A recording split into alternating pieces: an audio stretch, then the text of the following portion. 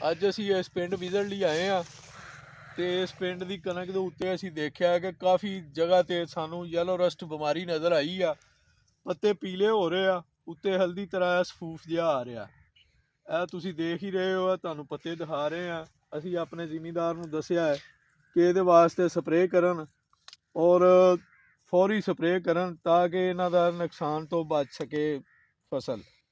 ਇਹਦੇ ਵਾਸਤੇ ਅਸੀਂ ਆਪਣੀ ਦਵਾਈ ਰਿਕਮੈਂਡ ਕਰਨੇ ਆ, ਜਿਹਦੇ ਵਾਸਤੇ ਸਾਡੇ ਕੋਲ ਟਾਪ ਰਨ ਬਹੁਤ ਅੱਛਾ ਸਲੂਸ਼ਨ ਆ ਔਰ ਅਸੀਂ ਇਹਨਾਂ ਨੂੰ ਰਿਕਮੈਂਡ ਕੀਤੀ ਹੈ ਬਿਮਾਰੀ ਵਾਸਤੇ ਟਾਪ ਰਨ। ਔਰ ਬਾਕੀ ਇਹਨਾਂ ਨੇ ਬੰਬਾਰਡੀਅਰ ਦਾ ਇੱਕ ਸਪਰੇਅ 8-10 ਏਕੜ ਦੇ 12 ਤੇ ਕੀਤਾ ਹੈ। ਬਾਕੀ ਫਸਲ ਜਿਹੜੀ ਰਹਿੰਦੀ ਹੈ ਅਸੀਂ ਇਹਨਾਂ ਨੂੰ ਕਿਹਾ ਹੈ ਕਿ ਉਹਦੇ ਨਾਲ ਬੰਬਾਰਡੀਅਰ ਔਰ ਟਾਪ ਰਨ ਦਾ ਇਹ ਸਪਰੇਅ ਕਰਨ ਤਾਂ ਕਿ ਇਹਨਾਂ ਦੀ ਕਣਕ ਦੀ ਗਰੋਥ ਵੀ ਬਹੁਤ ਅੱਛੀ ਹੋ ਸਕੇ ਤੇ ਬਿਮਾਰੀ ਤੋਂ ਵੀ ਬਚ ਸਕੇ।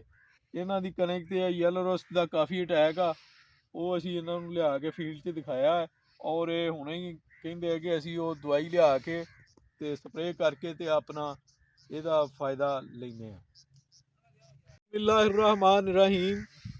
ਸਾਡੇ ਫਾਰਮਰ ਨੇ ਜਨਾਬ ਚੌਧਰੀ ਫਲਕ ਸ਼ੇਰ ਸਾਹਿਬ, 18 ਏਕੜ ਇਹਨਾਂ ਨੇ ਗੰਦਮ ਕਾਸ਼ ਕੀਤੀ ਹੈ ਔਰ ਇਹਨਾਂ ਨੇ 8 ਏਕੜ ਦੇ 8-10 ਦਿਨ ਪਹਿਲੇ ਅਸੀਂ ਇਹਨਾਂ ਨੂੰ ਸਪਰੇਅ ਕਰਾਇਆ ਬੰਬਾਰਡੀਅਰ ਦਾ ਤੇ ਉਹਦੇ ਰਿਜ਼ਲਟ ਦੇ ਬਾਰੇ ਅਸੀਂ ਇਹਨਾਂ ਦੇ ਮੂੰਹੋਂ ਹੀ ਸੁਣਨੇ ਆ ਕਿ ਕਿਵੇਂ ਰਿਜ਼ਲਟ ਉਹਦੇ ਕਿਵੇਂ ਆਏ ਆ। ਚਾਚਾ ਜੀ, ਆ ਜਿੱਥੇ ਤੁਸੀਂ ਆ ਦਵਾਈ ਦਾ ਸਪਰੇਅ ਕੀਤਾ ਉੱਥੇ ਰਿਜ਼ਲਟ कैसे ਆਏ? ਮੈਂ ਨਾ ਮਾਸ਼ਾਅੱਲਾ ਇਹ ਗੱਲ ਨੇ ਬਸ ਹੋ ਗਈ। ਅੱਛਾ ਜੀ, ਹਾਂ ਬਹੁਤ ਇਹ ਗੱਲ ਨੇ ਰਿਜ਼ਲਟ ਇਹ ਨਾ ਸਹੀ ਆ। ਕੀ ਫਰਕ ਆ ਉਸ ਕਣਕ ਤੇ ਦੂਜੀ ਕਣਕ ਦਾ? ਜੀ ਮੈਂ ਨਾ ਉਹਦੇ ਨਾਲ ਇਹ ਇਹਦੇ ਵਿੱਚ ਅੱਧੋ ਅੱਧਾ ਇਹ ਗੱਲ ਨੇ ਫਰਕ ਪੈ ਗਿਆ। ਅੱਛਾ, ਹਾਂ ਬਹੁਤ ਇਹ ਗੱਲ ਰਿਜ਼ਲਟ ਸਹੀ ਆਇਆ, ਚੰਗਾ ਇਹ ਕੀ ਕੋ ਗੱਲ ਰੰਗ ਸ਼ੰਗ ਦਾ ਫਰਕ ਕੀ ਉਹ ਹੈ? ਰੰਗ ਇਹ ਗੱਲ ਨਾ ਸ਼ਾਹ ਕਾਲਾ। ਅੱਛਾ, ਹਾਂ ਤੇ ਤੇ ਬੜੋਤੀ ਵਗੈਰਾ ਉਹ ਇਹ ਗੱਲ ਨਾ ਖਤਮ ਹੋ ਗਈ।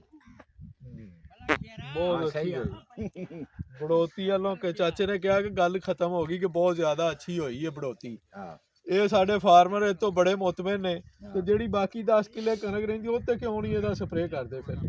ਉਹਦੇ ਤੇ ਵੀ ਆ ਇਹ ਗੱਲ ਨਾ ਕਰਨੀ ਆ ਨਾ ਬਲਕਿ ਨਾ ਧੁੱਪਾਂ ਇਹ ਗੱਲ ਨਾ ਨਿਕਲ ਜਾਂਦੀਆਂ ਨੇ ਤੇ ਇਹ ਗੱਲ ਇਨਸ਼ਾਅੱਲਾ ਇਹੋ ਦਵਾਈ ਇਹ ਗੱਲ ਕਰਨੀ। ਚਲੋ ਮਿਹਰਬਾਨੀ ਜੀ, ਬਹੁਤ ਸ਼ੁਕਰੀਆ। ਬਸ।